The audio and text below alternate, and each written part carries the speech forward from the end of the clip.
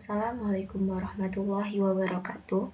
Saya Noveria Maharani, mahasiswa Teknik Kimia 2019, kelas B Kampus Intralaya, dengan dosen pengampu Ibu Dr. Leili Nurul Komariah, STMT, akan menjelaskan mengenai amonia pada mata kuliah perancangan pabrik kimia. Pemaparan ini akan berisi mengenai data komoditi amonia, perbandingan proses pada paten, proses flow diagram atau blok diagram pembuatan amonia, dan kapasitas pabrik amonia yang akan dibangun pada tahun 2030.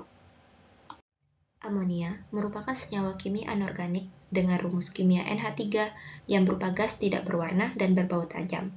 Karakteristik amonia dapat dilihat pada slide.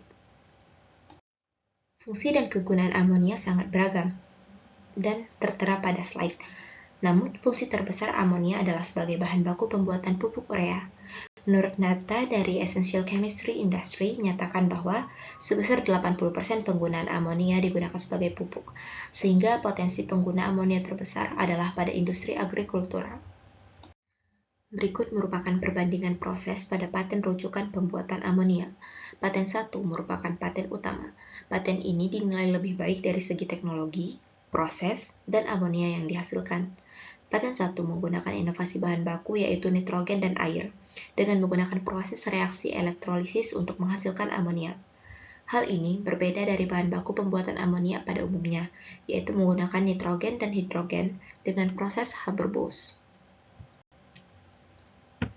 Secara umum, pembuatan amonia menggunakan proses Haber-Bosch yang membutuhkan energi yang tinggi, sehingga pada paten 1 dipilih proses lain untuk menurunkan kebutuhan energi pada proses pembuatan amonia dengan yield yang tinggi. Maka pada paten ini dipilih kombinasi proses, yaitu proses reaksi elektrolisis untuk sintesis amonia, separasi membran untuk separasi amonia dan impuritiesnya, serta likuifaksi untuk purifikasi amonia. Berikut merupakan blok diagram proses pembuatan amonia pada paten 1. Terdapat dua blok diagram pada slide, menunjukkan variasi pada bagian separation unit.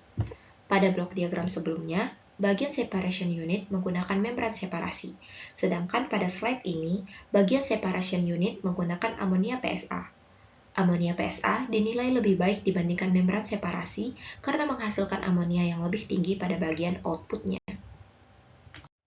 Secara umum, proses pembuatan amonia pada paten utama terdiri dari 4 tahapan utama. Yang pertama adalah tahap separasi atau feed treating. Bagian ini digunakan untuk memperoleh gas nitrogen dengan kemurnian yang tinggi yang berasal dari udara, menggunakan sistem nitrogen PSA. Yang kedua adalah tahap sintesa amonia. Pada bagian ini, nitrogen dan air akan mengalami proses elektrolisis menggunakan ion exchange membran. Bagian ini akan menghasilkan oksigen dan amonia serta zat lainnya. Amonia serta zat lainnya akan memasuki tahap ketiga yaitu separasi. Separasi dilakukan pada bagian separation unit dengan menggunakan dua variasi yaitu menggunakan membran separasi dan amonia PSA. Diketahui bahwa amonia PSA menghasilkan amonia output yang lebih besar. Tahap terakhir adalah tahap purifikasi. Tahap ini menggunakan sistem bertekanan pada unit likuifaksi. Amonia yang dihasilkan akan berwujud cair dengan kemurnian yang sangat tinggi mencapai 100%.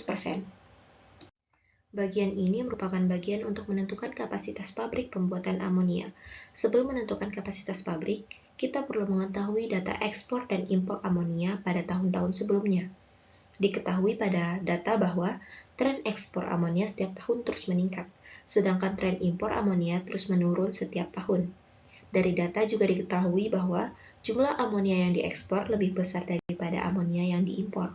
Dari data ekspor-impor, diketahui bahwa produksi amonia dalam negeri cukup tinggi, karena mampu mengekspor amonia dalam jumlah yang besar. Berikut merupakan data proyeksi ekspor amonia pada tahun ke-X menggunakan rumus laju pertumbuhan per tahun dan proyeksi pertumbuhan tahun ke-X.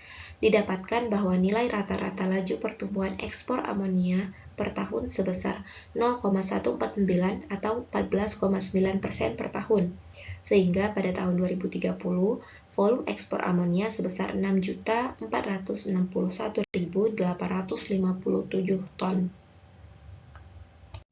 Cara yang sama juga dilakukan untuk mendapatkan proyeksi volume impor pada tahun ke-X. Diketahui bahwa nilai rata-rata laju impor amonia sebesar min 0,18 atau minus 18% per tahun. Sehingga pada tahun 2030, volume impor amonia sebesar 1.736 ton. Dari data proyeksi ekspor dan impor amonia pada tahun 2030, maka dapat ditentukan kebutuhan amonia pada tahun 2030, yaitu sebesar 6.600.121,419 ton. Jika diambil peluang kapasitas sebesar 30% dari perkiraan kapasitas amonia pada tahun 2030, maka kapasitas pabrik amonia yang dapat dirancang pada tahun 2030 sekitar 1,9 juta ton per tahun. Berikut merupakan alasan perancangan pembuatan pabrik amonia berkapasitas 1,9 juta ton pada tahun 2030. Berdasarkan data, pabrik yang memproduksi amonia di Indonesia terbilang cukup banyak. Salah satunya adalah PT Pupuk Sriwijaya. Diketahui bahwa PT Pusri memiliki 4 plant yang memproduksi amonia dengan total kapasitas produksi yaitu 1.832.000 ton per tahun. Berdasarkan rujukan data kapasitas produksi amonia PT Pusri, maka diambil nilai peluang kapasitas sebesar 0,3 atau 30% untuk pembuatan pabrik amonia pada tahun 2030. Peluang tersebut diambil karena melihat dari total produksi terbesar di salah satu perusahaan produksi amonia di Indonesia. Namun 30% merupakan peluang yang cukup kecil karena persentasenya masih di bawah 50% untuk membangun pabrik amonia di Indonesia. Hal ini dikarenakan pabrik amonia di Indonesia sudah cukup banyak.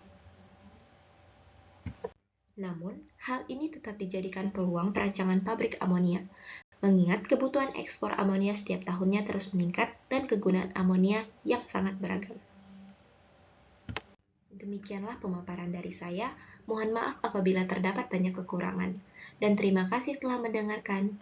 Wassalamualaikum warahmatullahi wabarakatuh.